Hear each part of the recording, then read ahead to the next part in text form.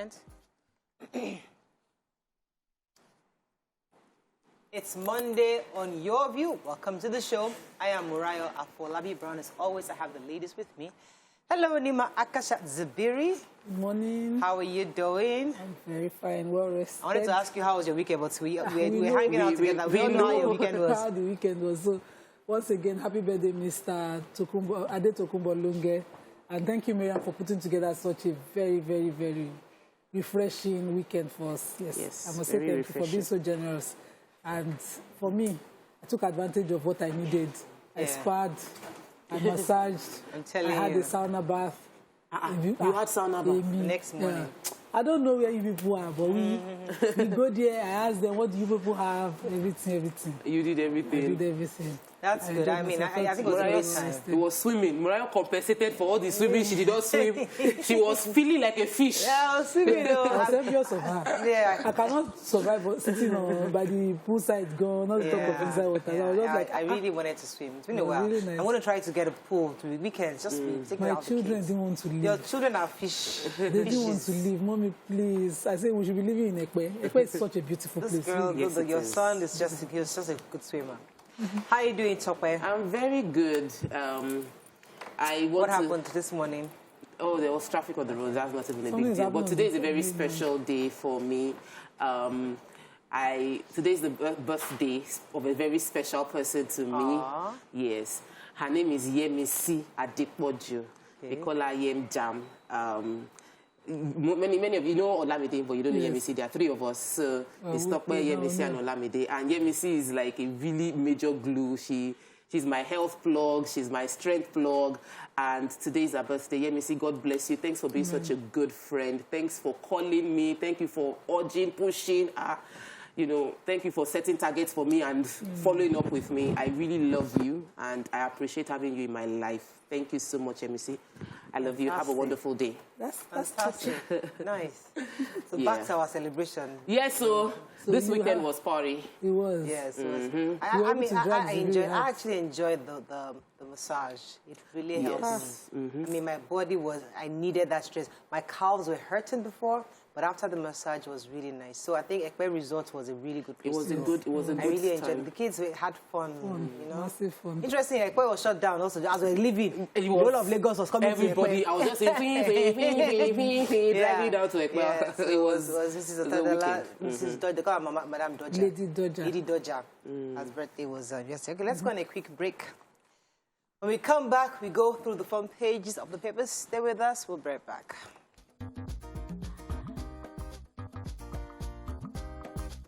Stay tuned. YourView will be right back. Thanks for staying with us. Okay, it's your first time after the trip. Yes, oh, I'm so sorry. Yes. You know, we hadn't seen you the whole week. You traveled. Yes. How was that? It was very, very inspiring. Dubai is always inspiring, but I ran down to the Expo 2020 to see Nigerian stand, and it was a big letdown because you'd see many other architectural edifices. Many countries showed up their art. They sold themselves, and I got to the Nigerian pavilion and I was wondering, okay, so how have we sold ourselves? We didn't do a good job of selling ourselves. We used to go to Cannes back then in France, and for the same thing, Nigerian pavilion was just let dry. So it hasn't, like, 20 years, 15 years, it hasn't changed. We had a few artists. They put pictures of artists, and I was wondering where are our icons. They had Fela, one small tiny picture of Fela, and that was the only person of the older generation. I'm like, you're supposed to sell your art, I should have seen Adire, seen beadwork from Benin, things to showcase what we're doing. But we don't support talent like that. Most people have those talents, so sitting at home thinking, where do I get the grant? But the conference was great. The conference was amazing. Shout out to Ibukwa Woshika, Mrs. Ibukwa Woshika, Mrs. A it was phenomenal. The conference was impactful. Fantastic. Yeah, that ticked it. Okay, so let's go straight into the papers. Let's start with The Nation. ACF to federal government wage total war on terrorists and bandits. Picture of the vice president with pleasantries with Lady Christine Dodger Otedola during her 90th birthday yesterday. 13% derivation. Ramfak shuts out Lagos, Okez, Anambra, and Kogi. Why I won't endorse any presidential candidate by Adeboye. 400 houses in resettlement cities near completion. Diesel crisis may shut down economy, says Man and Nasima. PDP governors twisted facts on Buhari's government, says presidency. Okay, let's start. Major headline. Major headline, the Arewa Consultative Forum has replied the governor of Kaduna, who talked about hiring mercenaries if the federal government continues to fail to provide security and attack bandits, that himself and some of his colleagues as governors in the north would then hire mercenaries. They are saying to him that instead of that, he should take advantage of volunteers such as ex-servicemen and women and the civilian task forces and hunters and whatever is available in Nigeria or available within Nigeria should be used against the bandits as opposed to hiring mercenaries. Personally, I think the governor of Kaduna should stop being emotional and provocative. I think his utterances in the past have continued to encourage the bandits to dare and, you know, to continue to destroy things. Security, like they say, is a silent and whatever strategic thing. If they're not meeting and agreeing and decisive and deliberate about what they want to do, I don't want back and forth. We don't support, we don't pay ransom. And so we continue to see poor people, innocent people's lives be used as whatever to make statements. People that were attacked, 7 people died on that train. Some people are still missing. Yeah. It's not time for back and forth, whether you are doing anything. If you want to be reactionary, take action. Let's talk. Right. Action. Okay, I was going to take the Pastor Adeboye during Friday's Holy Ghost service was saying that he would not endorse any president, any candidate for president, and it's because everybody that is running for presidency are all his children, and his job and role is as pastor.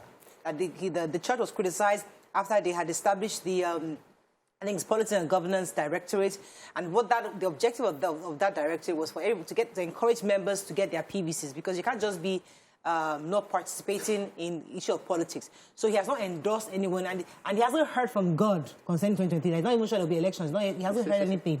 But right now, everybody just get their PVCs, and everybody running his children. His own job is a pastor just to pray for everybody and the nation. So let me talk about the diesel crisis. The diesel crisis is creating a potential shutdown of the Nigerian economy. The high cost is unsustainable, is the complaint from the major members of the organized private sector. The complaint is that the price of diesel had gone up over 200%. Most of the economy, most of the companies, you're talking telcos, you're talking automotive, the diesel price has affected most of their businesses. The Manufacturers Association of Nigeria described the price as very worrisome, saying that most of the members are declaring that they're going to shut down their businesses because they cannot sustain it.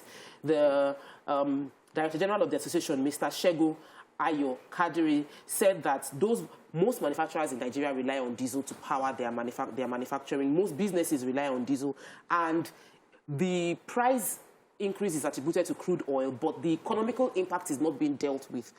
This should be addressed. That's whatever they should do to address it. Everybody's already threatening, and we shouldn't wait until things really shut down before we deal with the situation. I'm waiting for what the governor of the CBN would say concerning this. All right, moving on quickly to The Punch. PDP backs Obasanjo Adeboye's fears over killings and 2023 elections as a major headline. Picture of Islamic devotees doing a break fast in Pakistan. Pastor's baby killed as wife, female members fight over alleged affair with cleric. CSO tackle Emefiele over alleged involvement in politics. Shaun family opposes Gandhi, alleges Africa Development Bank director excluded, demands fresh election. Gunmen storm Ogun Mosque, abduct policeman, 2 others, and demand 50 million naira. Mercenaries call, avoid fire brigade approach, hire volunteers, Hunter says. And 2 million people would start receiving 20 billion naira monthly from June, says federal government. Okay, which story are we taking? Okay, the 2 million people. According to the federal government, under the basic cash transfer and the under the basic cash transfer and conditional cash transfer under the national cash transfer program, they will start to give out a total of 20 billion naira, targeting 1 million Nigerians by June. So each person will get a 5,000 naira under the basic cash transfer and an additional 5,000 naira under the conditional cash transfer. And they also went around, that's the Ministry for disaster and humanitarian affairs and disaster management and social development took this entire story. They also talked about the Empower program that they have. They said that they've employed 498,000 graduates under batches A and B, while 450,000 graduates under batches C, Stream 1, were also engaged. And they talked about another 390,000 that are being onboarded for batch C, Stream 2. These continuous cash transfers is no longer sustainable. That's a personal opinion. Because we are looking at removing subsidy and then doing this. I think we must have a we can't continue to play politics with the economics of this country. There must be a policy that we are driving at and the growth plan that we're looking at.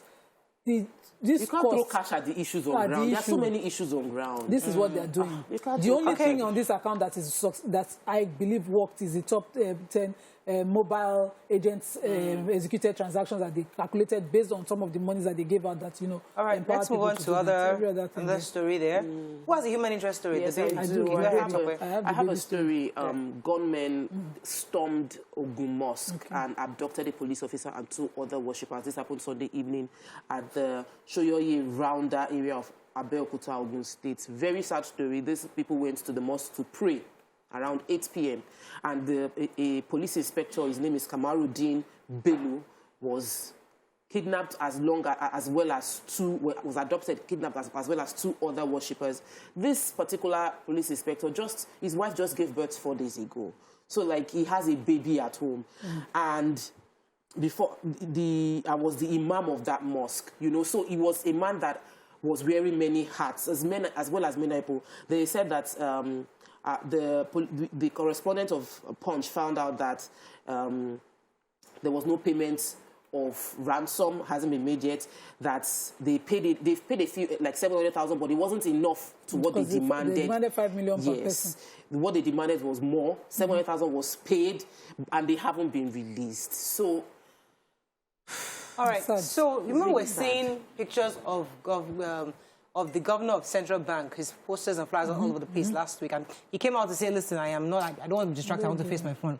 Well, a civil society, the coordinator of the Civil Society Human Rights Writers Association, had said that the CBN governor has already contaminated his moral rights on high ground for holding on to such a totally non-partisan and professional position as governor of Central Bank. According to him, they were accusing him of getting involved in partisan politics. Yes. That he says that, let me even quote exactly what they said, Mr. Emefiele's subterranean interest in presidency and extensive campaign mounted on his behalf by various groups have become a massive distraction to the CBN and the financial sector of the country.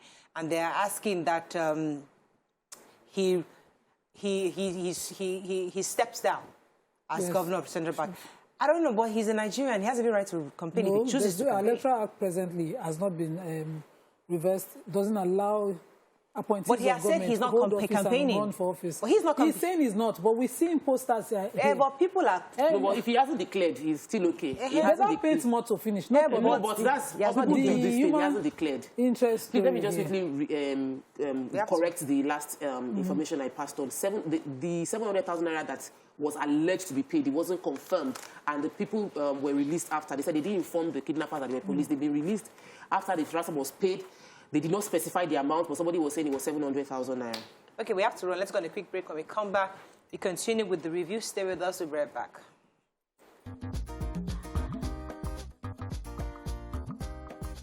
Stay tuned. Your View will be right back.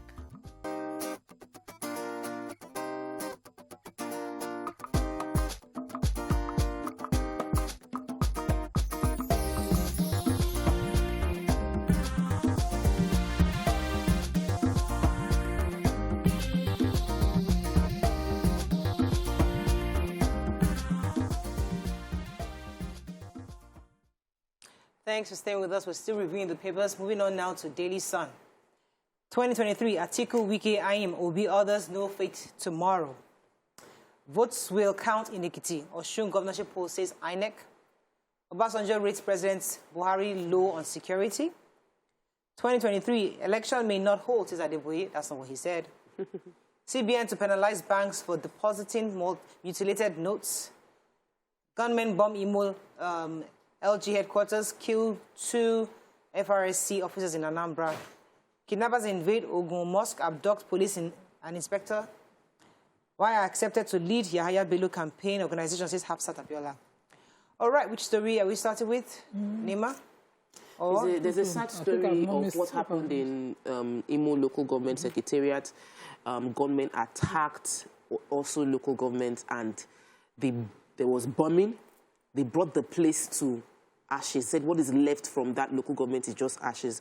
Residents within the area, of course, they ran. Said it happened around 2:30 a.m. in the morning on Sunday. Said that the entire community has been under attacks, or has been under threats of gunmen. That the gunmen have been around, causing restriction of movement by some youth. So, and he said just like what happened in Olu, it's been hot for a while, and this place now, they've been able to bomb and bring down the local government areas. My own worry is we're still far from 2023. Please, as much as possible, let no Nigerian be used by other Nigerians to cause crisis within our community. Because we're seeing what's happening in Ukraine, and we don't want that. All the money, all the resources, everything you think you have will amount to nothing if there is war. Let us not be used by other elements to cause crisis in our community. All right, so there's growing anxiety in PDP, and that's because they had, I think by tomorrow we'll know exactly where they'll be tilting, because remember they set up a 37-man committee, a panel that was supposed to review, and they gave them 2 weeks to get back. So they're going to be announcing tomorrow. The 37-man committee completed their assignment and expected to announce their position at the end of their meeting tomorrow. I think that is today, because that should be today. The outcome of the report will determine the fate of the former Vice President Atiku, Peter Obi, Governor Nyesom Wike, amongst others, who have shown interest in the presidency. Remember, there's been a toss between, should we do it north or do we do it south? And do we do somebody who can actually win elections, or do the zoning as preferred by many to do the zoning? So we'll wait for the announcement today. Yes, Nima. The MD of the Nigerian Railway Commission, Mr. Fidet Ohira, has disclosed that 170 passengers that were aboard that Abuja-Kaduna train have been safely, they are safe. They have been moved to safety, and that 21 others are still missing. And he also talked about, out of the coaches that were attacked, 4 of them have been relayed, and safely they've been taken to Rigasa station, where there are ongoing track repairs, and that, the tracks also have been repaired, and we are looking at very soon completing, repairs. But I'm worried about the costs of repairs. We can continue to take a step forward, 10 steps backwards. All of the infrastructural development and under this presidency have continued to be lost through insecurity, because they are largely failing on that. Okay. Let's move on quickly to the point. Yahaya Bello's campaign, what Hafsat Abiola as DG due to Southwest agitation for presidency, says APC chieftains. Beef meat shortage hit Abuja as butchers accuse government of neglect and insincerity. Shonwo Ogbomoso, opposition mounts against choice of Gandhi. 2023 presidency consensus arrangements may deny Tinubu, Amechi, Umahi, others rights to compete his investigation. So beef story in Abuja. The president of Karu Butchers Association in the Federal Capital Territory has talked about why there's scarcity of beef, saying that lack of the development of the abattoir in Abuja were upgraded to the standard that they have in Lagos, and failure of government to assist them to clean up is why butchers are moving out of Abuja. So you now have a few of them just practicing that trade in Abuja, and because of that, the scarcity, of course, and of course high prices. And he's calling out on the government management of the FCT to please be involved. But I'd rather that it's a business move.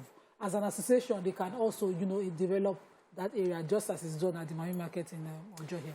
All right, so Hafsat Abiola, as you know, is the daughter of the late Chief MKO Abiola. She's the Director General of Yahaya Bello's presidential campaign organization. And she recently granted an interview expressing why, and she felt that this is a man that's very close to her father in behavior, that he's the only man that doesn't have a godfather.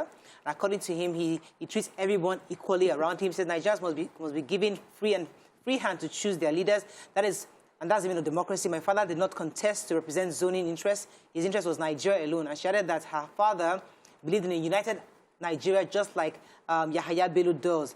And he says they are practically the same, that Bello is the best man for the job, and you know me, I'm not driven by pecuniary considerations. I do what I believe in, and she has agreed to become his Director General for his campaign. Now, this would obviously, this will actually send shivers around a few people in the Southwest. And of course, many of them actually objected to this, saying that what she represents is bigger than what she's supporting.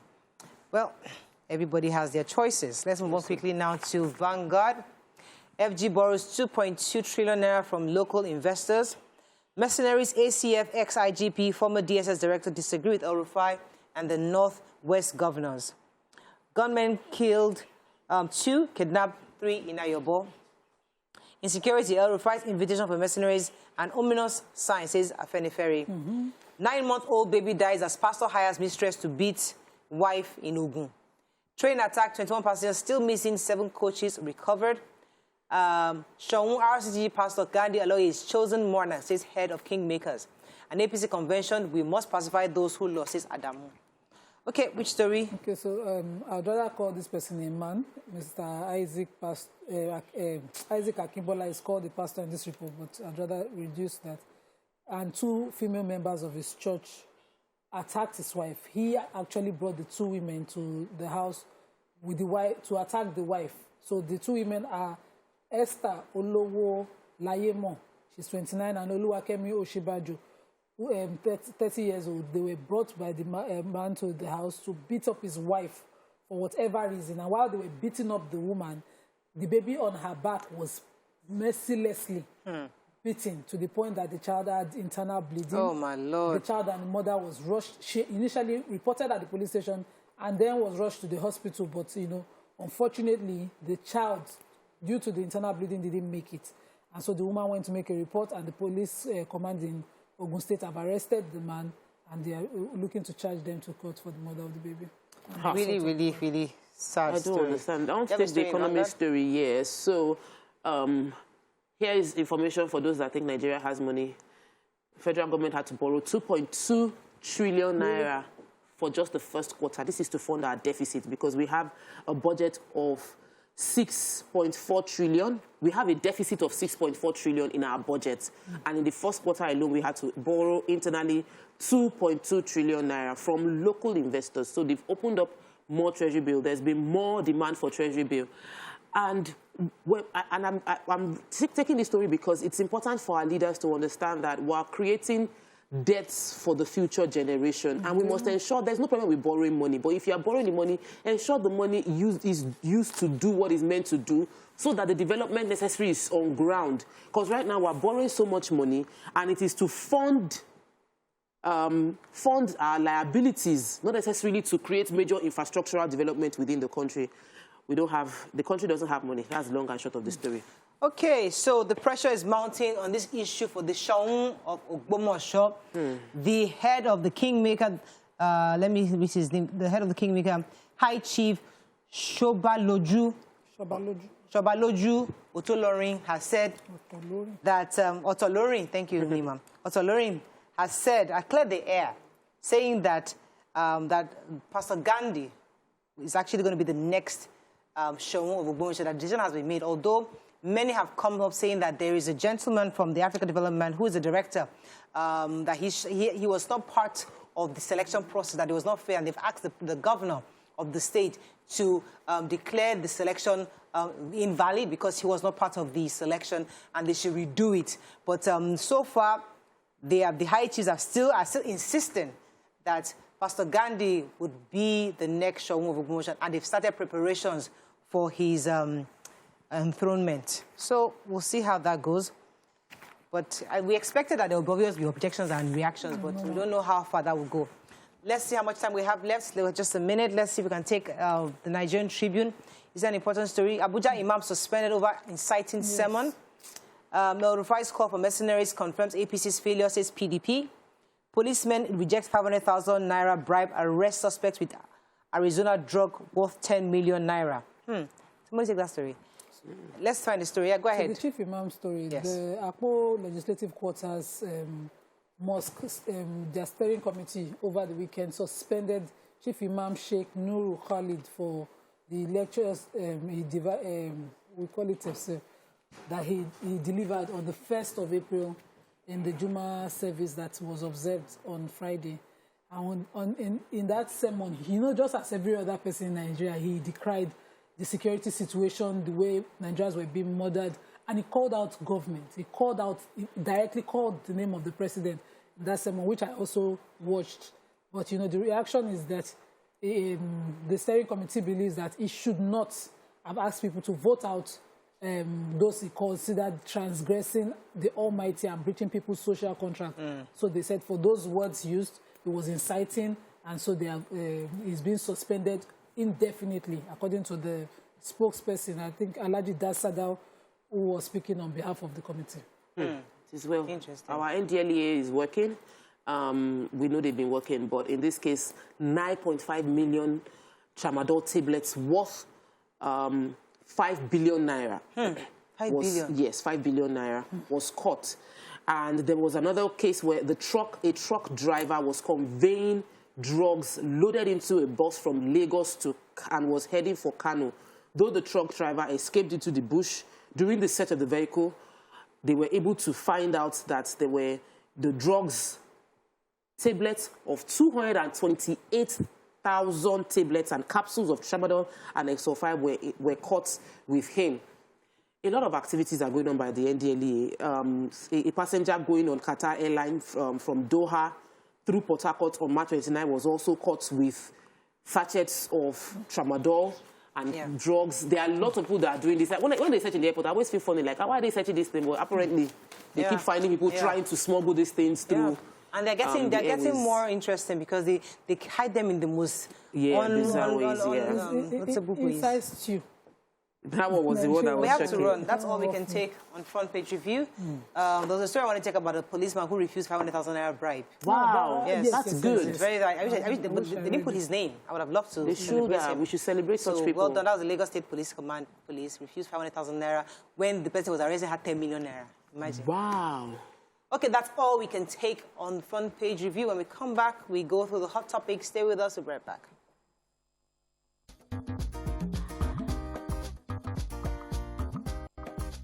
Stay tuned. Your View will be right back.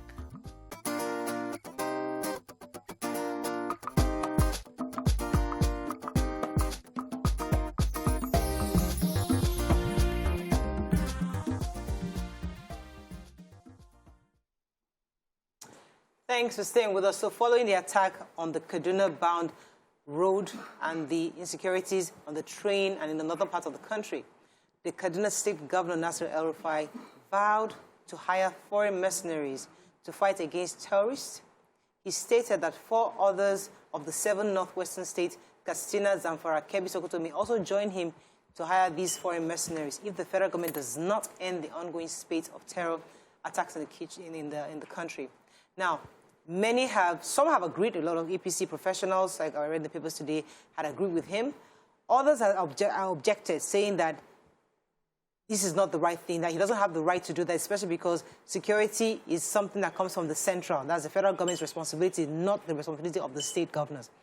But what are your thoughts on this? Has he reached the end of the road and he's saying he wants to get foreign mercenaries, or is there something that can be done? If you recall, even recently, the former president of Nigeria, Olusegun Obasanjo, have been having different talks in different places where he's been saying that we need to come to a round table and talk about this. ACF also said we need to do this Ramadan season, we need to pray for Nigeria. A lot of prayer has been done, a lot of talks have been done, a lot of discussions, but somebody is trying to take a decisive decision that, maybe we've done prayers. It's time for me to get foreign mercenaries to assist if our army is not going to do. What do you think about it? Do you agree with him? Or should we still begin to continue to pray and hope that the more meetings will come to reveal the answers on how to deal with the security? You can call us on 081-270-53687, 091-390-7694. You can also tweet to us at TVC Connect. Please hashtag YourViewTVC so we can read your tweets. Nima, let me start with you. What are your thoughts on this? We understand security is in the purview of the central government. And for a state government to be this frustrated So, and to make this kind of pronouncement, what do you think? Is it right to do that, or should we still let the center handle this issue of security? So I remember when the school, I'm trying to remember which of the school now, the tertiary institution that was, the name of it, that was, attacked in Kaduna, and they had students kidnapped, and they were held for months, and it was a talk. So I have noticed that the governor of Kaduna State continued to take advantage of the situation in the state to become popular. That's basically what he does. Yes, that's what I think about it. I'm saying that with all sense of responsibility. Because at the end of his talk, some people's lives, children, are at risk. Now, an attack has happened on a train. And the practical thing is to work with those who have the exclusive reserve and security, to work with them if you must do anything, or call them out in the way you must. But to say that if they fail, you hire mercenaries as if the Constitution allows you, is to, of course, continue to talk with the bandits and keep an interaction with them that provokes a reaction where you really do not have the power, nor do you have the solution to do anything.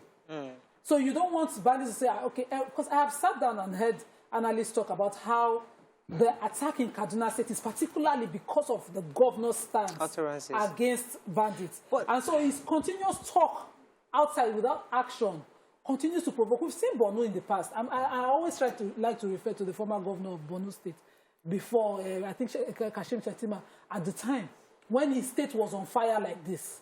He would constantly come out. He would be at Aso Rock, meeting with the then president continuously, till his state continued to get the assistance he needed as much as... It was under his watch that a civilian JTF became a thing. So things were being done. So are you saying that the governor is the one provoking these bandits to do what they're doing in the state? I have listened to it over the years. I'm coming to believe it now. Because this attack has happened.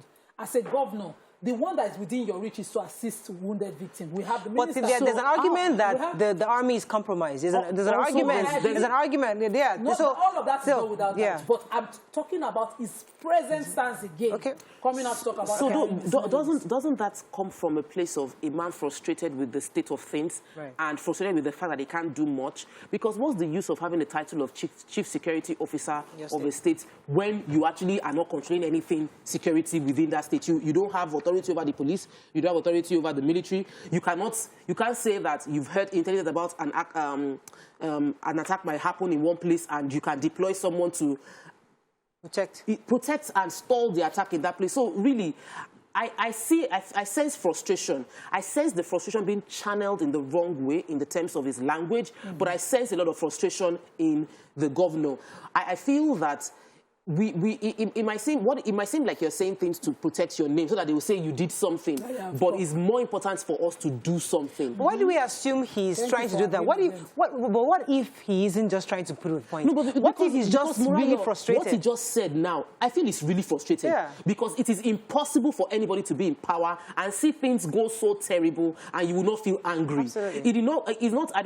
I don't think that we should have so much level of distrust and disbelief in our leaders to think that they will just sit down and just be trying to play drama with what is happening. People are dying in a state. Any human being will feel bad about it and feel frustrated that you cannot do anything about it. But the solution he is saying is a solution he doesn't have the authority to carry out. So it's like saying talk shop, and we all know it's talk shop. So it is a bit... But the problem we have, there have been lots of talk shops. Obasanjo, the chief... he used to be the chief security. He's the president of Nigeria. I've been to conferences where he has attended about at least 2, and I've seen in the papers. The only thing Baba says at the end, after all the speaking English, is we need to come to a round table and talk about it. That's really the summation. I still saw it in the papers today. Let's come around and see what we can find solutions. Everybody's talking about let us talk. ACF said let us be cautious, or let us use this Ramadan to pray. We've been doing those things. This man is saying, I am tired of all the above. Let us do something. Let us be decisive. But he cannot do it. He can't do it, which is the point. You cannot go to Aso Rock and have a meeting on the ideas that we think will solve this problem. But a governor will. If he wants to see the president, it will be arranged. I'm sure Gambari would love to arrange a meeting. I think he had a meeting on Friday. Yes. Now, in that meeting with the president, you would give a suggestion on mercenaries being deployed on this and say, please, my state is in their need. as we speak now, Kaduna is not the only insecure state too, where insecurity. But everybody has been screaming this thing, Onima. Ogun State in the backyard here. I even heard something that, you know, one of the newest facility in Lagos was also almost attacked. Every state is dealing with this in one way or the other, but nobody is coming out to threaten and put out there what they are suggesting. Is it? But you can't compare. You can't compare. The level of issues going on is different. You can't compare what Kaduna is going through. Niger State, they are dealing with Niger State. They have more issues than that. But did you saw their governor in Niger State calling out for help and not necessarily saying I will hire. Nima. So I hear you, Nima. Wait. And it seems like you don't know what we want. Because if they don't talk, we'll say they're not talking. Exactly. If he's talking, we'll say, talk to us about the situation. I agree with you on some points. Talk to us about what you're losing economically. Talk to us on how it's important it is for you to get their security that you need, and how federal government must do what they need to do. But don't come and tell the mercenaries. I had some governors in my region who hire mercenaries. This is the exclusive of the federal government. In fairness to Governor El-Rufai, in fairness to him, he has repeatedly said what you're asking him to say, told us what is happening in his state. He has repeatedly cried out to the president. We have seen him go continuously to Aso Rock to go and say, on this matter, yet he's not making headway, yet trains are being blown up in his state on his watch. So I hear you that don't say what you cannot do because you don't want to provoke. But at the same time, what else is there to be done? What are the options on the table? It can't be talk. You can't be telling me your economic issues. You can't be telling me what banditry has done to your country. It can't be that. That's not a solution. That's lamentation. So we do want lamentation, but we also remember that when El-Rufai took a stand concerning paying, not paying ransom, people said that it was because before he had been paying ransom. So sort of like he wanted to stop what he had been doing. And the worry of which Nima is expressing, that many commentators have expressed, is that when he says they would hire mercenaries will get emboldened to say, okay, let's do more to ensure that bandits will get more emboldened to ensure that they get hired. And we can't be reactionary. A governor cannot be reactionary. So what if it works, Tope? What if hiring bandits? What if it works? The threat of hiring bandits. They bring in some international mercenaries that actually are able to take down these bandits within his state? What if it works? There's a percentage, there's a point, there's a possibility. But he doesn't have the capacity to do it. Of course, so that's I get that argument. I get the argument that something you don't have because even the I think it was someone was saying this morning that said that he needs to go through the ambit of the law to get this done. So it's possible. It's an option that can be taken, but there's a possibility that it could work. And if it does work, who's going to win? Kaduna State, even the whole of Nigeria, because we are all having issues with security. That's automatically a vote of low confidence in the military infrastructure that is taking so much money. Should we not face the reality, Tokwe? Do we have the capacity? But the military... Does the military have the capacity to win this battle? My point is that the governor is talking what he cannot do. Enough of it. We don't hear you. You are trying. You have spoken. Sit down. Federal government, just yesterday, I read the papers that the IG is now willing. They are now saying they will deploy policemen to patrol Kaduna-Abuja highway. Do you know how long that road has been terrorized? So let's come back to where the talk is. We brought to Kano Jet. We've done everything. We've even proscribed the bandits as terrorists. We've said we need to proscribe them. The will to do the right thing is what is missing on the federal government. So when we are finished with El-Rufai, we'll come to the people that we have problem with, the people who have the constitutional rights to provide security, who are willingly failing. Because now, you know, a chief imam was suspended. When you tell the president, Garba Shehu will leave what he should be doing and politicize and start responding on how PDP failed and how the president is doing. What is before your eyes? Okay, so I hear you. This is your 7th, going on 8 years. 2023 is already next door. And this is what you're failing at. Rather than respond every time, do the right thing. Break arms, break legs. But as a Nigerian citizen, wouldn't you want your government to accept and even accept the fact that, listen, I can't handle this anymore? Because I know there was a time they were trying at some point to actually bring in foreign mercenaries at the time where I said it was too expensive to do. But the truth is that many have said our military is compromised. Even T.Y. Danjuma said it. And you cannot trust the military man because obviously you bought to Kano Jet. For some reason, we're still not winning this battle. So something's happening. So I would rather trust an international, somebody who is fresh, come in here to come and fight this battle for us. Because solution is a solution. If it's foreign mercenary you want to be, just solve the problem. So that is the thing. Small talks. Let's talk. I'm tired of, I don't want to hear Garba Shehu. El-Rufai I don't even want to hear again. I'm tired of all the talk and lives lost every time. They talk too much. Okay. Do something. If you want to bring foreign mercenaries, in fact, go to another country and get their entire army to come and fight. Admit that your army cannot fight, but do something. Right. So here is my own worry. Is So that wait, pause. So you rather that statement come from the president, not from Buhari, not Yes. Okay, because he can't do it. So maybe you think that they would have a meeting, and then from the meeting, they will come out and both of them would agree that this is what we're going to do. That's not what he's saying. The governor was threatening, so that wasn't an action. What I feel is, by the time, if we take the money to cost us to pay mercenaries and pump it into the military, and ensure we follow through with that payment, because the military isn't as funded as they should be. Yes. That's the problem. We don't have enough military hands to solve the problem. So when we employ mercenaries, it's not like these people will come and do a magic. They will still need to bring in the right hands into the government, into the country.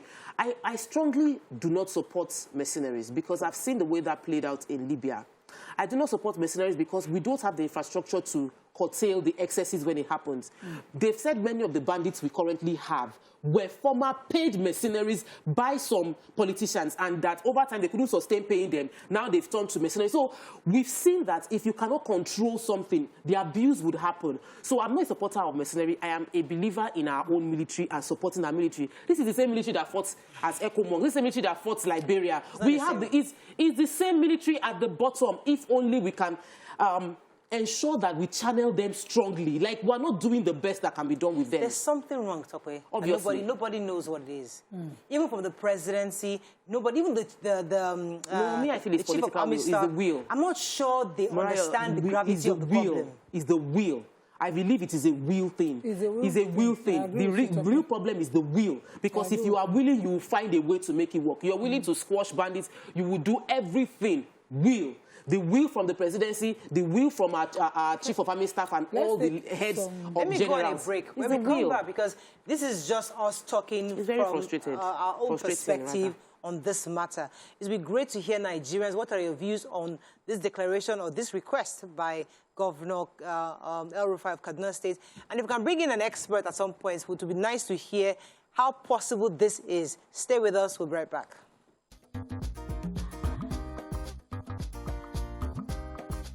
Stay tuned. Your View will be right back.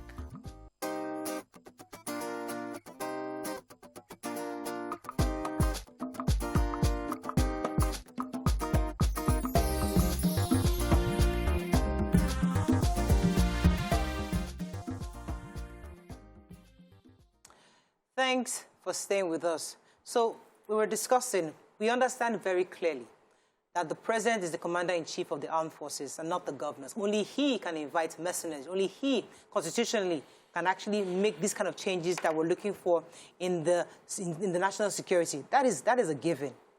But this is a frustrated governor who, as Nima has said, may not have the right, knows he doesn't have the right to bring in mercenaries, but at some point he must act like he's about to take action because his father or his father is not listening, or all what his father has deployed, I'm talking to the president right now, has deployed, is not helping his people, and he has a key responsibility to do attention to his own citizens. So why are people against him making this utterance? And that's really the conversation. At some point, as I said, we'll still bring in an expert, but it would be nice to hear Nigerians' views on this. What do you think? Is he in the right place to say it, although the Constitution doesn't back him up to do that? But as a frustrated man of his state and the chief security officer of his state, is he right to make this declaration and insist on bringing international mercenaries to help his people? Let's take a few comments on social media. From YouTube. Adedoto Adepoju says, until federal government puts out the names of the sponsors given to them by the UAE and the US, I doubt anything, if anything, will be done. Emu says, mercenaries are needed ASAP. Shortage of healthcare workers. The West is coming for mercenaries, doctors ASAP to save their people. Like, many things are going wrong, according to him. Aunt Nam says, mercenaries will refuse to leave and then run your country. There are millions of able-bodied men. Pay and equip them well. Let me take some on Twitter. Big Air, he said, didn't a former governor hire mercenaries and they became the bandits of today? Was El-Rufai not drag a former president over security in Nigeria? How come he's not dragging anybody now? What about the super Tucanos? Those ones don't Okay, let me take this call from Kennedy. Kennedy, are you there? Good morning, Kehinde. You're live. Hello?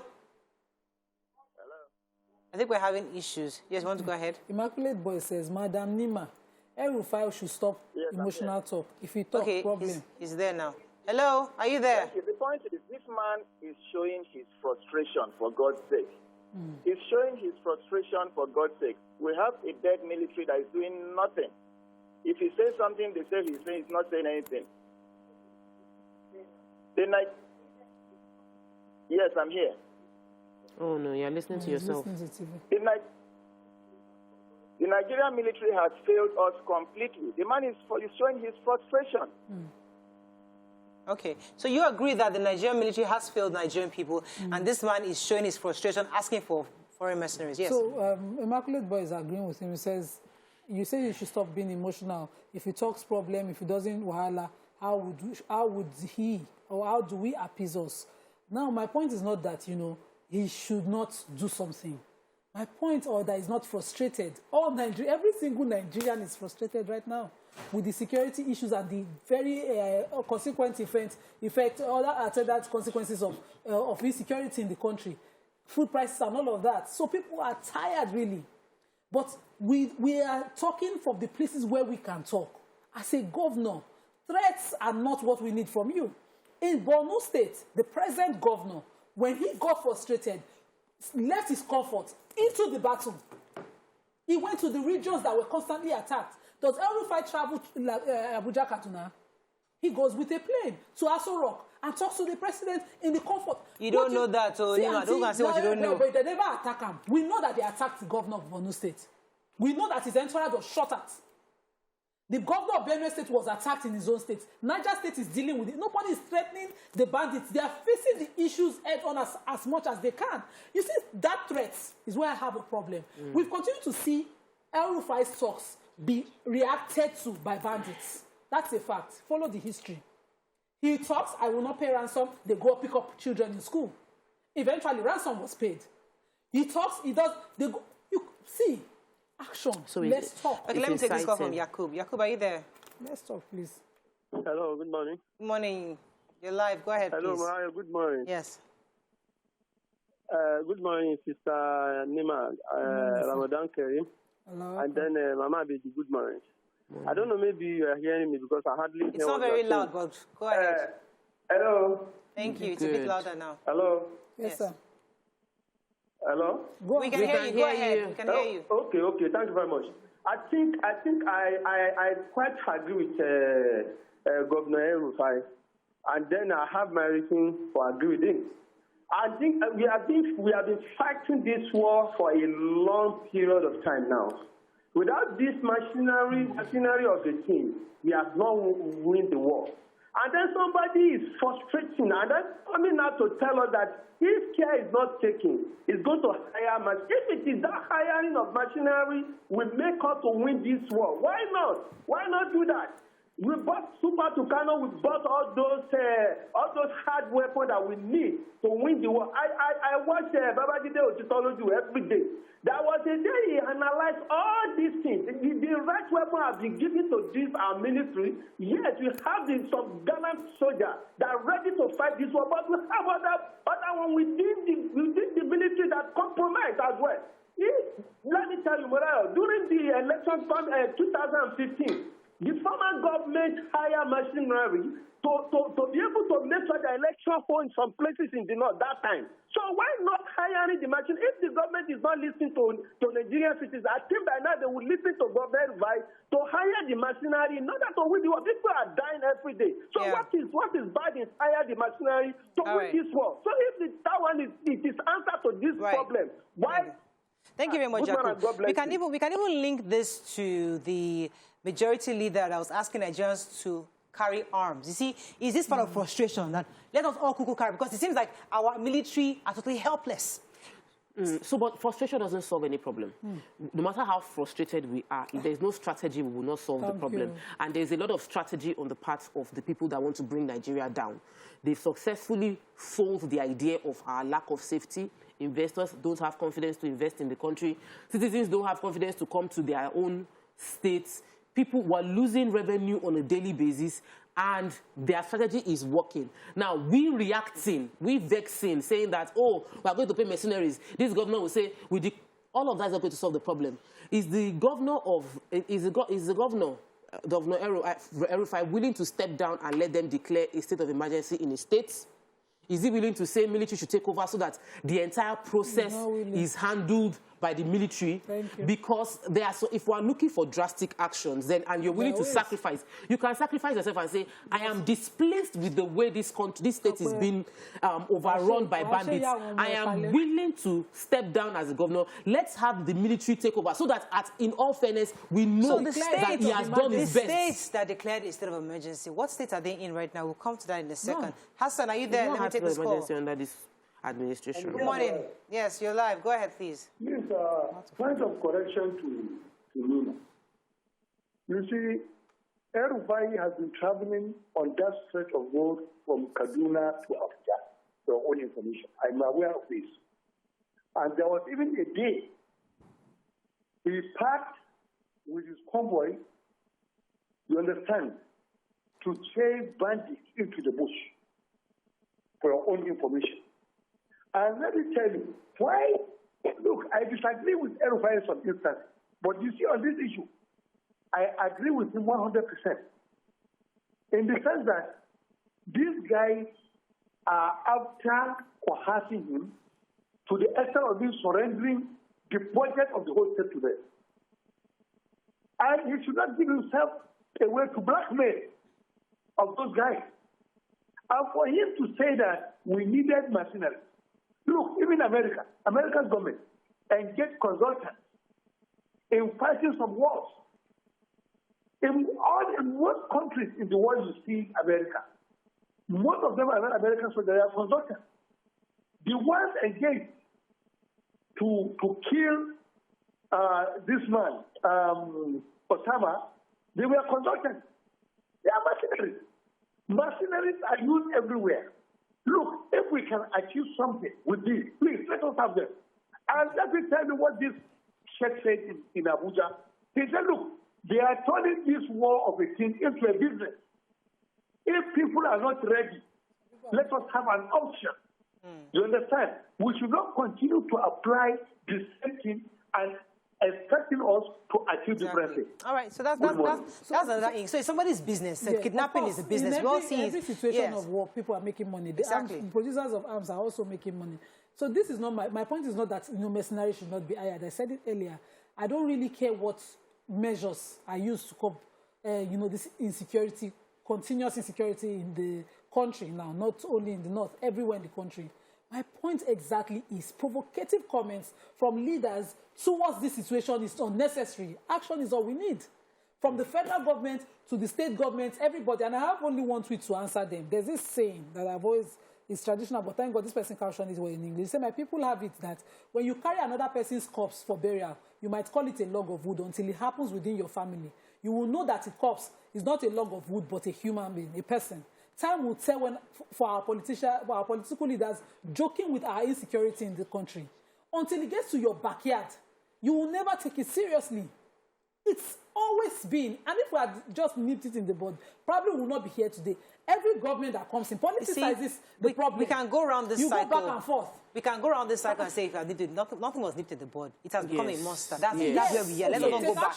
But let me just say, DSS Services Mike Ejiofor, that's the director in the Department of DSS, was saying that he's not against the governor asking for mercenary. That it's a good one. However, he must do it the right way, meaning that he should go through the right channel. So let us imagine that, yes, he has made this utterance, and then he does the right thing of going to the president, going to the Inspector General of Police, and going to the military and saying, this is what I want, this is what I need, these are the contacts I've made internationally, this is what they can do for us, please pay this money so that these people can come in.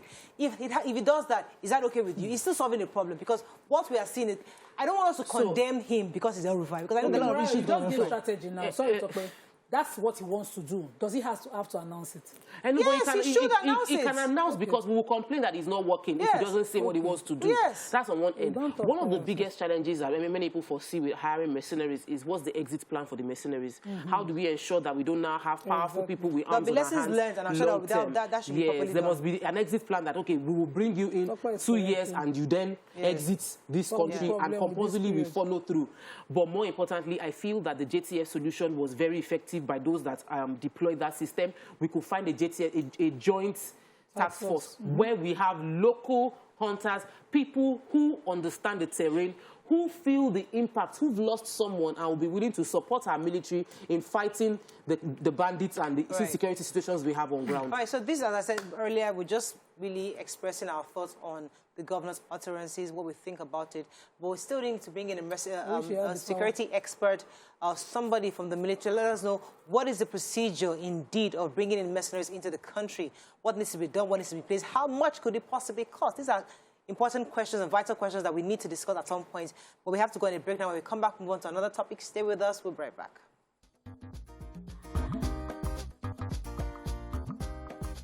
Stay tuned. Your View will be right back.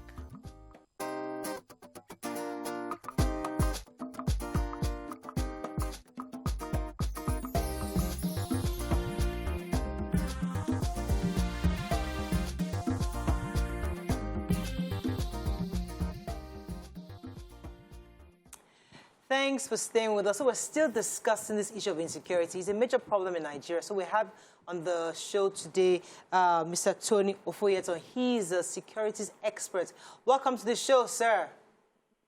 Good morning, my sister. Good morning. So there are two key issues. I mean, according to reports, the majority leader of the House of Representatives, Ado Doguwa, APC Kano, has called for firearms permits for Nigerians willing to defend themselves in the face of the failure of the security agencies to protect lives and properties. So that is an issue. And then Governor El-Rufai also saying, listen, I need to get foreign mercenaries to help support what they have in Kaduna State right now.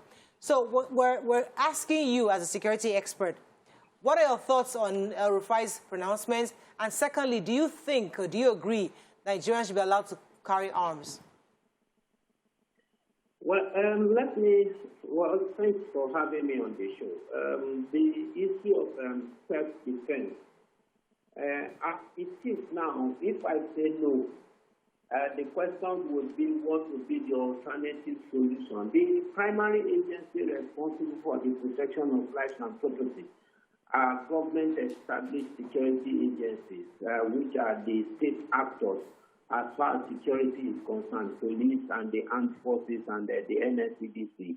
Then, of course, you talk of other paramilitary agencies, inclusive of the DSS and the like.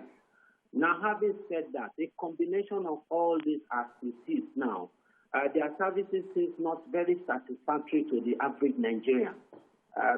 You don't need to be told that almost everywhere there's one security challenge or the other. In the air, on the road, on the rail, at home, in your village, everywhere, even in metropolitan cities and the like. I want to believe that it was on that strength that you have the members of the National Assembly calling for the imperativeness of self-defense. But the issue of whether Nigeria can bear arms, as far as some of us are concerned, there is nothing wrong in having a try of what we think may be a solution. If you bear arms, I bear arms. It's a 50-50 chance that you will be victorious over me. Now, but having said so, the challenge is always how do you manage this arms? When we are talking about proliferation of arms already, you are talking about the psychological balance of those that will bear the arms and the like. I think the government will now look at it from a different perspective, rather than individuals bearing arms. I would want to suggest that the paramilitary agencies, established state paramilitary agencies, like the Amoteco, maybe the Sokoto Mastal, the Beagu, and the like, should be trained to bear arms with strict regulation and have specific arms that they can bear. Now that would be more or less like complementing the efforts of other security agencies. Because whether you believe it or not, whether you like it or not, our security agencies, especially the military, they are overwhelmed. We have 36 states, inclusive of FCCA, but as we speak, we have military operations in 33 states. When we are not in war, and look at it, who are we warring against? We are fighting against ourselves. Now that means that the military ordinary that should be talking about external aggression is not attending to internal security challenges. Mr. Ofoyoton, let me come in here for a second, because last week we had the MD of the Nigerian Railway Services, and he said, and he confirmed that there were 18 armed personnel on that train. For some reason, they were overwhelmed. So even though you arm these paramilitary operatives across board, how many really can you have per time in schools, in trains, in planes, and on the road? How many can we have? These bandits overpowered them, according to the MD. Anyway, let's not be pretentious about some of these things. I don't believe that a trained military officer. The question is, was there any form of resistance? If you have, say, you have 18 military officers, armed officers on the train, were there any form of resistance? Now, if there's no form of resistance, then the issue of overpowering will not come. That's one thing, But as far as I'm concerned, security comprises a lot of things. Technology is also part of security. To what extent have we been able to deploy technology? Now, coming to Kaduna, the issue of mercenaries and the like, I think for me, as a person, personally, I see Governor El-Rufai just playing to the garrison. There are many questions that are unanswered. The Kaduna crisis is more or less, if we call it a generational crisis, it will not be an exaggeration. Before he came on board, the crisis has always been there. But, some years before he became governor, Kaduna has been relatively peaceful. Now, what happened? What led to this escalation? That's one. Then, secondly, if you look at Kaduna warehouses almost 1/3 of the strategic arm of the military formation, including the Nigerian Defense Academy. They were all warehoused in Kaduna State. Now the question is, are you telling me that all the security agencies in Kaduna are not trained enough to be able to wipe out all these things you call terrorists that are codenamed bandits and the like in Kaduna State? So the answer is no. So it simply means that if this aggression is tailored towards a particular section, if you look at the whole signature of the bandits or terrorists in Kaduna, it's predominantly the southern Kaduna. Now you are not telling me that you are looking at mercenaries. Okay, let us even concede that you are being honest. What stops you from advocating for, the arming of the vigilantes, rather than talking about mercenaries? The mercenaries that are going to come are going to also need internal aid to be able to operate within that area. You have retired officers in the military. You call them legions, you call them corps commissioners and the like. Right. They are all there. They are all reserved. Now, it seems that it is also possible to draw from this reserve. Then, of course, the most important thing when we are having security failure in this country. Okay, let me pause you for a second. Go ahead, Tokwe. So, you sort of you've touched on a few of the things that we've said, agreed and disagreed. I am of the opinion that nobody wins in a war, really. Nobody wins in a crisis. And every crisis will still end at the table. So what would you say? Because right now the governor was talking about mercenaries, which is also another process of using force to deal with the situation. The suggestion about everybody owning arms is also another way of using force to deal with the situation, when in actual fact, we know that all of these things would not resolve the problem, that it is increasing value for human life, providing basic amenities and helping people to feel comfortable. Solving the economical challenges is the best approach to solving our insecurity challenge. Do you think that the governors are approaching this in the wrong way, thinking force as opposed to looking at economical empowerment as a way to resolve these challenges? You know, strategically, when you talk about a dialogue, especially when you already have the instrumentality of force on ground. Now, it's different from when there is threat of violence. But now you are no longer talking about threat of violence. You are talking about the fact that violence is already ongoing. Now, when violence is already ongoing, the first thing to do, it has to be at the battlefront, and that has to do with establishment of the supremacy. It is the supremacy that will determine how fast the negotiation table will wind up its negotiation process. If you don't have a clear leader, if you don't have a clear boss on the battlefield, coming to the round table dialogue would be a tall order, because on the round table dialogue, there are going to be who is going to be, more or less like in charge of the whole scenario as it is. If the bandits are taking upper hand on the war front, now they are not asking them to come to terms. They will dictate the terms. You are not going to dictate the terms. They are not going to tell you that they won't come to the negotiation table, but they are going to give you terms and conditions. Why? Because every indices shows that they are at advantage. So if you are not ready to their terms, they will now say, let's go back to the battlefield. But if you have dissipated them, if you have brought them to nothing, and you are not saying, come, let us talk, that is understandable. Why? Look at President Yar'Adua before he died. What made him to succeed in the amnesty this program was because he started to himself. They have been able to bring down the militants to the extent that they could not, for even eat from the creek was a problem.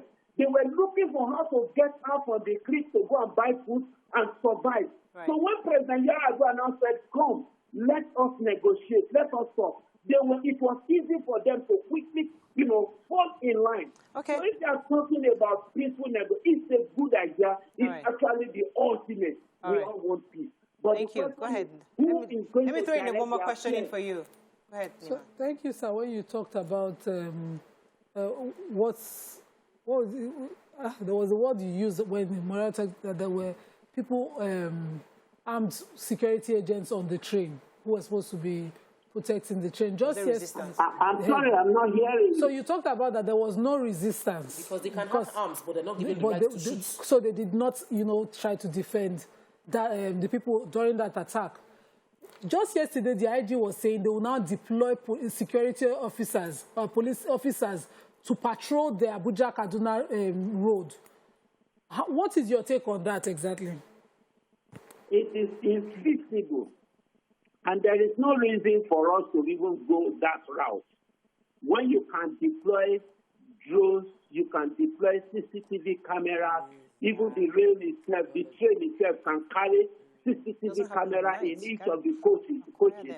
With all you just need is a response team in strategic location all through the route of all railways. You cannot deploy physical manpower you are talking of a route of almost more than 100 kilometers and the like. It's infeasible, it's waste of resources and waste of manpower. As far as I'm concerned, I don't even believe that they won't even do it. I don't see them doing it. It's just more or less like on the spot comments. Because when they go to round table discussion and looking at the feasibility of that program or that idea. All right, but you see, when times like this happen, I mean, it's always nice when we're reviewing things from outside in. But government will tell you that if I'm trying to build a train, and that's what the Minister for Transportation was saying, that I said it from the beginning, we need to have these CCTV cameras, we need these surveillance cameras across these regions, and maybe for whatever reason, for cost reasons, they want to cut costs. This is too expensive, we can't deploy technology. These are the realities of the time. So they're saying, for now, I would like to deploy men on that route until able to acquire this technology, because technology is not readily available for us. We have to order it. There's a lot of bureaucracy, according to what Amechi said, within the government. In your view, how much of technology can we afford the kind of technology we need to help support insecurity in Nigeria, the fight against insecurity in Nigeria? technology that can be deployed in the trade is something that even Nigerians can. I repeat it. Nigerian IT guys will do something better. And I can tell you with all audacity, it costs nothing for Nigerian IT guys, for Nigerian security, those in electronics and equipment, to install CCTV camera in all the coaches, have perfect control system. It costs next to not even that much that the Honorable Minister is talking about, except for the fact that we're already too much cost when it comes to governance and government projects and government activities and the like. Whatever the minister is asking from the National Assembly, if you give 10% of it, I just don't want to mention electoral security engineering companies, just 10% of it, they will do far better. So it's not a matter of it's expensive and all those things. It's a matter of, are we truly ready, or we're just looking for means to make extra money? All right, we have to wrap up with you very soon, but there's something I want to ask you, because when Russia invaded Ukraine and the war came to their doorstep, this wasn't one just, it came to their country. What they did, part of what they did was that they said all their able-bodied men should stay home to fight. All the women and children were allowed to move to neighboring countries. Now, somebody will say in Nigeria, the war have not really reached us, because if it had reached every single home, all these men that are standing around, hanging around, maybe it's time we arm them. And that's what the honorable member was saying in the House, that we have a lot of men. We actually have capacity as citizens against these bandits. But we are so comfortable. So do you think if we put a system in place where certain people begin to have permits to get armed and can defend themselves and the properties and their neighborhoods, do you think we can really see that we can then begin to see a solution in sight for this insecurity issue we're dealing with? The best solution as it is now is the political will. There is a difference between public comment, media directive, and marching order. I will repeat this. If a president gives true marching order, and underline my choice of words, to all the service chiefs and say, I give you 3 months. I don't let Boko Haram or bandits. Alternatively, if you cannot resign, it will shock you. It will shock you. But the president, as far as some of us are concerned, is not giving the necessary marching order. The problem is not with the capacity of the military formation of this country. The problem is not with the capability or with the issue of arms and ammunition. No. In fairness to the president, he has even procured more arms and ammunition than previous governments. But what is he doing with the Tucano? What is he doing with all the arms and ammunition that have been bought recently? Are they not meant to fight and terrorists? Are they meant for museums? So the issue is, even if we are armed and we defend ourselves, and the government is not coming up with required political will, look at what Amoteku is doing, even without being properly armed. Now just imagine that the government is not coming out to say, we support you. You know they will perform wonders. But in this same government, you have government that will oppose and fight, fight an Eastern Security Network, fight Amoteku, fight other security agencies, non-state actors that are expected to complement, rather than say, come, let us work in synergy. So the problem is not really with let's defend ourselves and we can bear arms. But if the government is not ready to even support you that bears arms in your house, that arm can also be used against you legally. So as far as I'm concerned, the government is not coming out with a real and true political will, giving the necessary marching order to all security agencies. If they do, I will tell you, you will be proud of your security agency. All right, thank you very, very much, sir. I mean, we've been speaking with Mr. Tony Ofuyeto. He's a chief security expert, and he's shared his thoughts on this issue of insecurity. Thank you so much, sir, for joining us. Thank you for having me. Let's go on a break now and come back, move on to another topic. Stay with us. We'll be right back.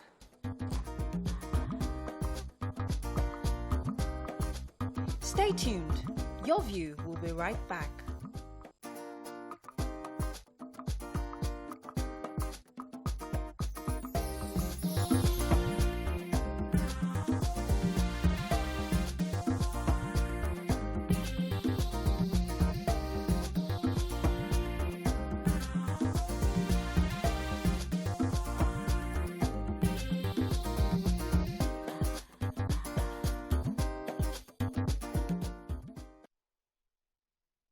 Thanks for staying with us. So, the chief imam of Akwa Legislative Quarters, Jumal Mosque, Nuru Khalid, has been suspended for upsetting very powerful people. Based on his recent sermon, he says the comments were not soothing to the ears of political leaders who the cleric flayed for the country's rising insecurity, and he has since been suspended for anti-government preaching. Now, many obviously have spoken up against this, saying that they're taking us back to the military rule where people cannot express their views. Others are saying that he went too far for practically saying directly that the President Muhammadu Buhari has failed Nigerians. What are your thoughts on this? He came as a shock to many people that he was suspended within 24 hours of his administration. We don't even know if he will be brought back, but for now he's been suspended. Some are saying that he's probably been removed for now. What are your thoughts on? Let me start with Nima, since this is something you mentioned earlier. What they call a council of imams, because in Islam they have a committee that regulates the level of knowledge or the kind of information that a cleric puts out. So he's not, as an imam, he doesn't just act alone. He's not a guy unto himself or, head of the mosque alone. There's a shura, there's a body of knowledgeable people around him who would regulate what he says. And if those people consider what he has said inciting, they know what to do, which is what they have done. It conforms with the Islamic standard. The government of Nigeria has not reacted. They are not the ones who removed him, as this one, as I took it in the paper, and they have not responded to him. What we read is that the body of the Akpo Central... Let me give you an excerpt of what he said. Just so that we say, I want to believe that we have all failed. I failed as an imam to teach you that life is sacred. Exactly. You failed as parents to teach your children that killing is bad. Our community leaders failed. Our politicians failed. Governors failed. Even our president have failed us. He said that you have been given 4 years, and in addition, yet people are dying like fowls. Killing is becoming the norm in Nigeria under your watch, Mr. President. If there is no one to tell you, I will take the responsibility of telling you, and I will take the responsibility of telling you, and I will take the responsibility of telling you for the consequences because of the lives of people who have been lost. Let me tell you, Mr. President, under your watch, bandits are demanding, are taxing Nigerians. Is that the provision of the Constitution of Nigeria?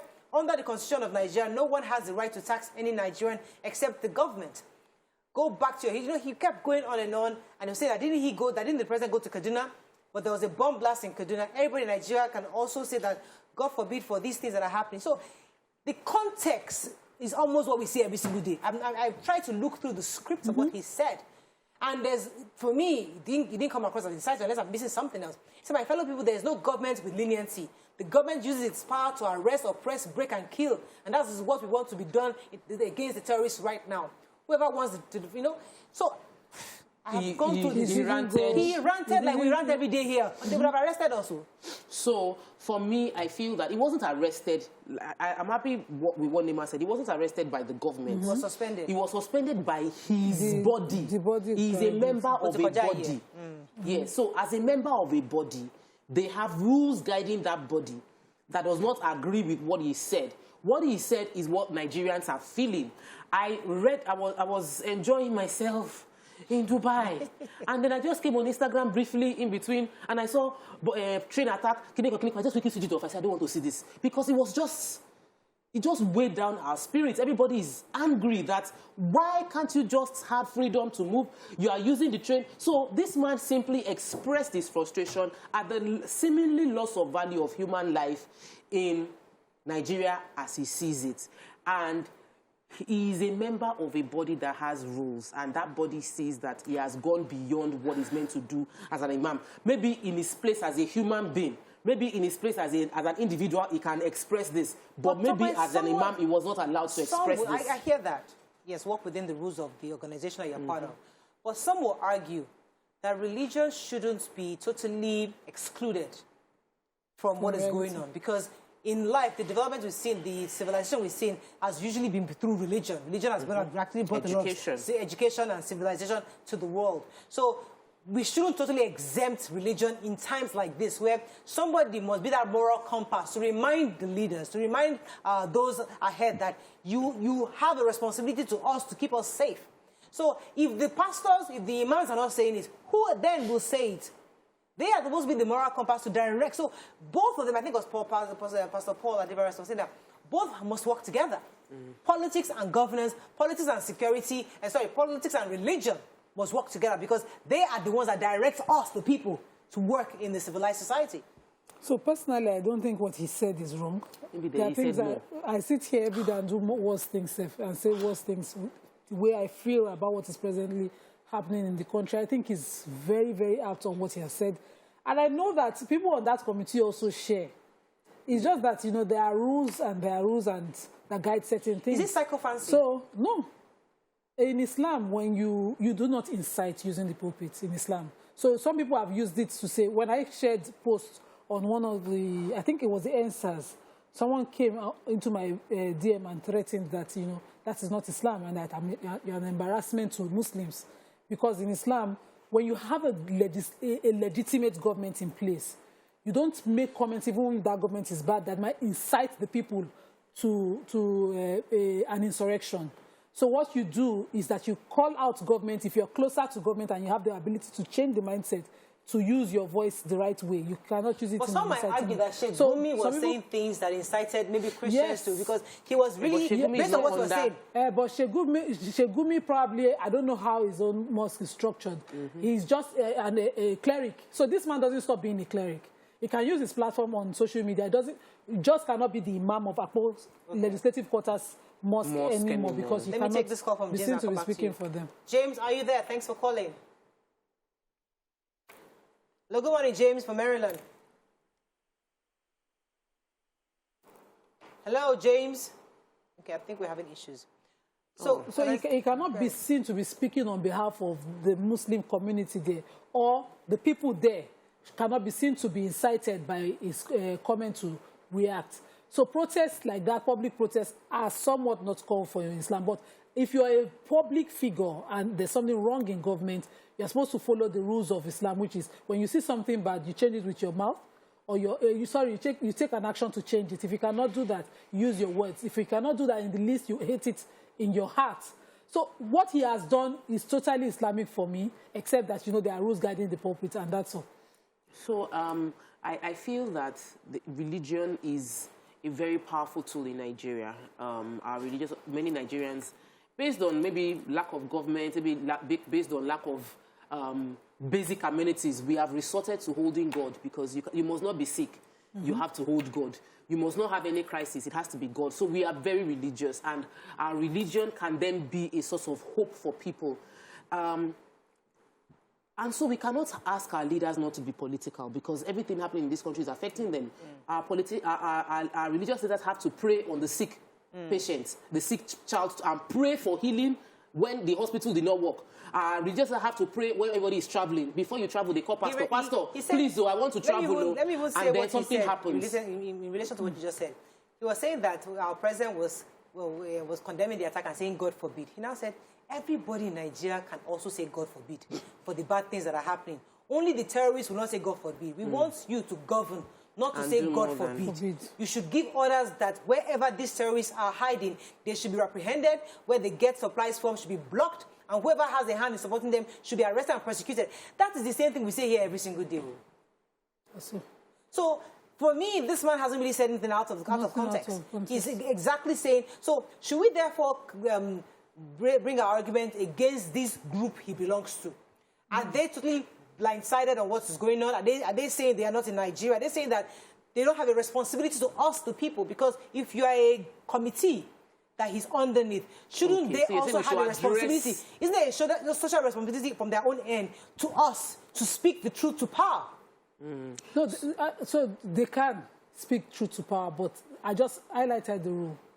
So another imam has been brought who would preach to the people along the books and not bring what they consider inciting comments in. But I know that this imam spoke from a place of emotion.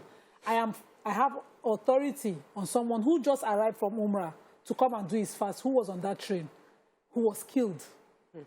So if his relatives were there, he spoke from a place of emotion and it was painful. So the committee is just doing what they can so that government does not come and lock up or think that there's growing an insurrection in that mosque. They have done the right thing, but then shouldn't we speak truth to power? So what I would like the imam to do is what the former emir of Kano did. When politics were brought into the truth he was saying, he left the throne as they wanted him to, but he has not stopped speaking. He has not stopped speaking. And another thing and we so should truth take, is truth wherever we should take cognizance of is where did this speaking take place? This man was the chief imam of Akko Legislative Quarters, the Jumat Mosque. So you're not just speaking everywhere, you are speaking in the Legislative Quarters Mosque. So it is a case of where you are speaking is where it would pinch them.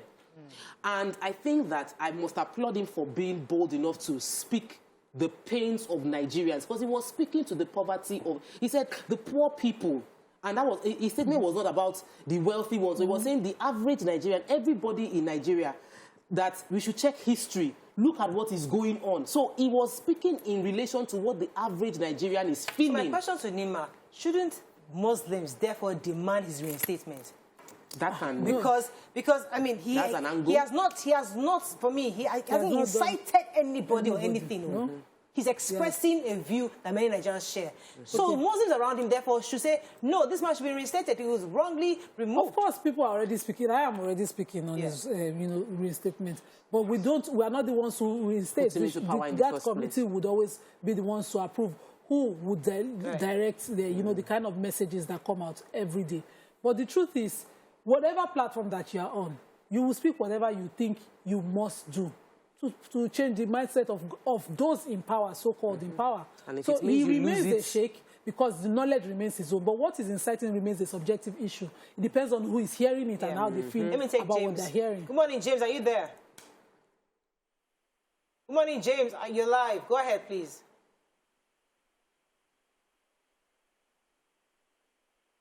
Okay, so we didn't have this during, somebody was saying that we didn't have this during Jonathan's period. People were expressing themselves. We had a lot of freedom of speech during Jonathan's period. Is this an indictment on this government, saying that anybody that says anything in this government usually are arrested? So the president himself should make the pronouncement for this man to be reinstated, according to this Twitter person, saying that why is the Buhari's government seemingly against freedom of expression at all levels? Let me quickly say it again. It's not Buhari's government. They've not their own. I'm sure they are still coming.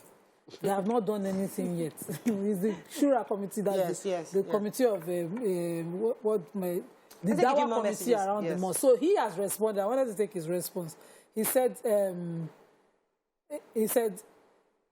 God is the most powerful. He gives, that is, he enthrones and takes away power and dethrones whomever he wills, saying that he cannot be deterred by what has happened. It's only God, the master of sovereignty. You give sovereignty to whom you please and see sovereignty from whom you please. You honor whom you please and you abase whom you please. All good is in your hands. Indeed, you have power over all things. So he is not deterred. I believe that he will continue to use his voice. I think he's a more responsible person in his utterances compared to Sheikh Gumi. Sheikh Gumi is not, for me, what he has said is just stating the obvious and asking them, you can do more beyond, sometimes this kind of statements in the positive should provoke the president to say, it's coming from my camp that I am doing wrong. When they say, how do they say it in English? When the fat is smelling on you, sometimes it takes you or family member to let you know that, okay, don't go in that party yet. Wait, make your fat smell finish, before you go outside. And if it's coming from someone like him, just the way I felt that the former emir should have been respected for his views on the abuses in the north, because the result of what he was saying, your lack of government, your and all of that, level of poverty is very high, and the gap is very wide. in Islam where zakat is done to balance wealth. We are fasting now. In the next 10 days, in the last 10 days of Ramadan, everybody is running around for the zakat al-fitr. The purpose of it is that every hand must at a point in time be equal. That is the message of Islam. And when somebody tells you, try to balance it out, let there be a balance of wealth in society so that this easy recruitment of young children or idle hands into banditry will not happen under your watch. You go politics. I'm looking forward for more of these Ramadan lectures that start from soon. And we're going to hear more of these kind of messages. I would like to say that many of our imams should not be deterred with this action. We need you during this season, especially to speak truth to power. Let us hear from you. We'll definitely help you amplify it on this show. But please, let's use this Ramadan season to indeed speak truth to power and ensure that Nigerian government is listening and understanding what Nigerians are going Let me quickly add that not only he didn't call out only the president. In his sermon, he said, I have failed to speak to you about the sanctity of life, which is one core message in Islam. And you have failed to train your children. And the result is banditry. And he spoke that the bandits don't know the value of life and the sanctity of life. So he spoke to the bandits. Very balanced statement. So I'm very balanced comments. The Shura committee reacted too quickly, in my view. But then he shouldn't stop speaking. We need people of knowledge to call out. On that note, that's all we can take on the show. Thank you very much, ladies. Have a great day. We'll see you tomorrow. Bye for now.